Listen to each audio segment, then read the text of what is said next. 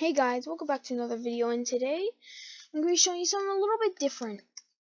So today I'm actually going to be showing you how to make a different system. Instead of it being like the normal ones I've been doing, it's going to be like a intermission and game system.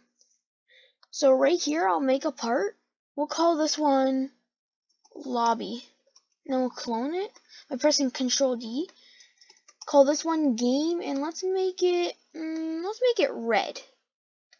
So now that we got that, we will push these all the way up here so that we don't just, get pushed into the floor. We'll turn off collision. We'll make sure that they're anchored so that they stay in place, but we can just walk through them. So now that we got that, we'll make a script, and we'll do local lobby equals workspace.lobby, and local game equals local game part equals workspace.game, and I'll do local lobby part. There we go. So now I'll do local function start intermission. The max. There we go. And now we'll do for I equals. This is where it'll start. So it'll start at the max. It'll go to 0 and it'll subtract 1. It'll task that way 1. So this right here is waiting every single second. And that will also go like this. So screen GUI, call this timer display. We'll do a text label, and actually I'll do this. So replicated storage, I'll add a int value. Oh wait, that's service storage. I want to put in replicated storage, and I'll call it time. There we go. This will just stay up here for now. We don't need to set up anything. Local script, game get service run service, and then dot render stepped. So what this is doing is this is going every single frame. Script.parent.textLabel equals game.replicated storage wait for child time.value. There we go. So this will go to red, let's say. It'll go to red, right? Not red, sorry. It'll go to let's say the max is 20. It'll go 20, 19, 18. And we'll clone this.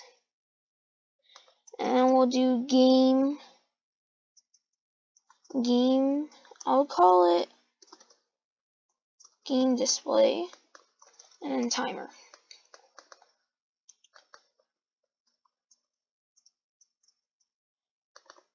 Timer.text game display equals game type.value. I'll add a string value. Call it game type. There we go. So now we can actually get to this. So game.replicatedStorage.time.value equals I. So this is just going to make it count down. And then we'll do game.replicatedStorage.gameType.value. So we want it to be intermission. So we'll make it intermission. And we'll make it game.replicatedStorage.gameType.value.I. There you go. And I'll do this. So now it's like that. Okay. So now when this ends, we'll get all the players. So local function teleport all players to part for underscore comma player in pairs. Game.players get players. So this is getting, we don't want to do get children, we want to do get players.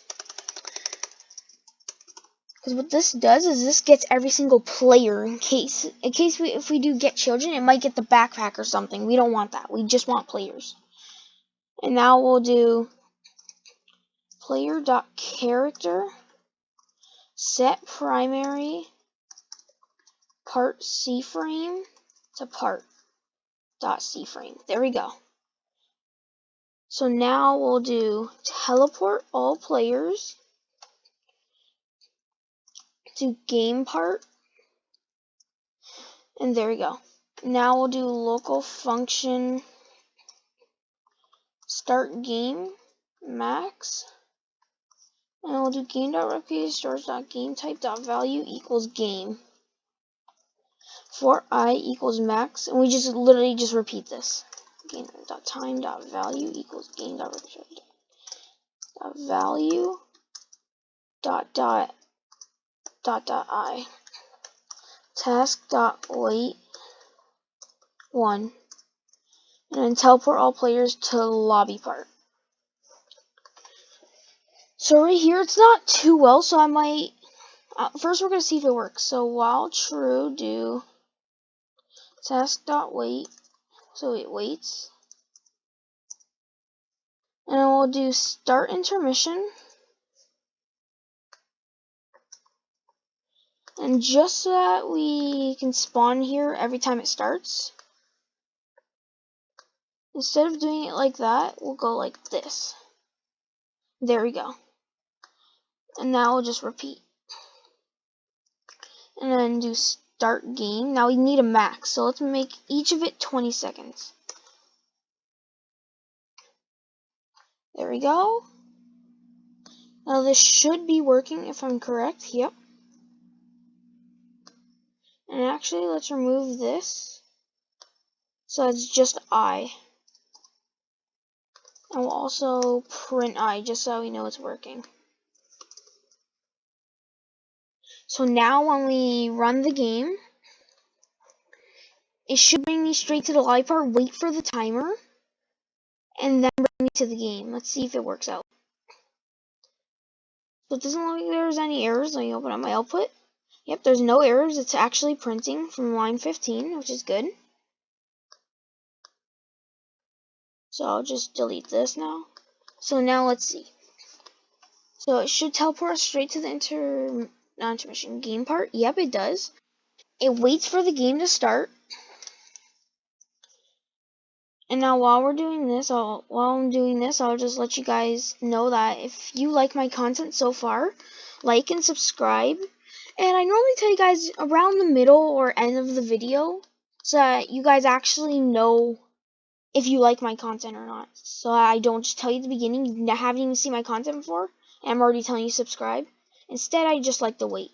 And see there, it also teleported me back to the intermission part. So that seems like it's working. Just to make it a little bit more clean, we'll do replicated storage equals game get service replicate storage.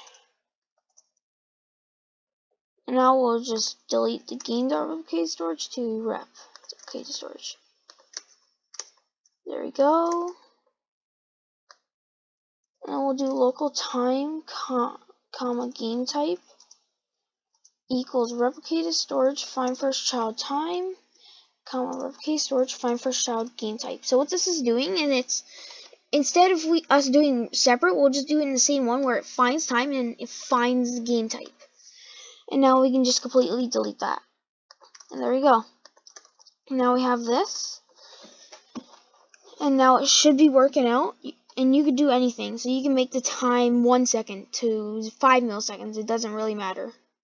Also, you can delete this task.wait. I just keep it there just in case, because it might crash players due to it going too quick.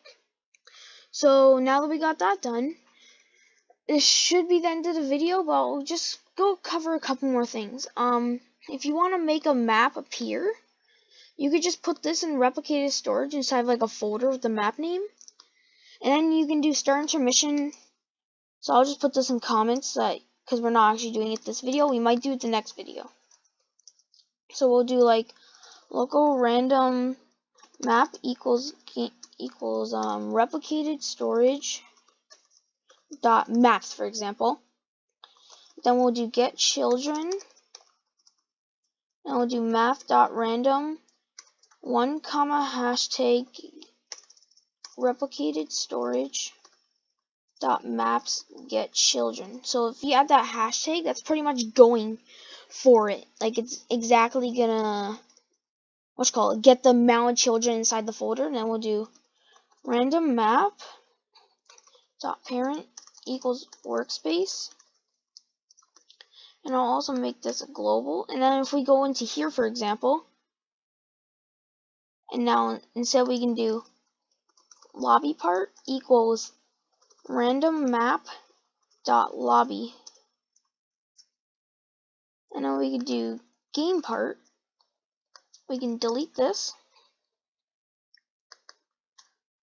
For now, I'll keep it in, but then we'll do that, and then we'll go into here,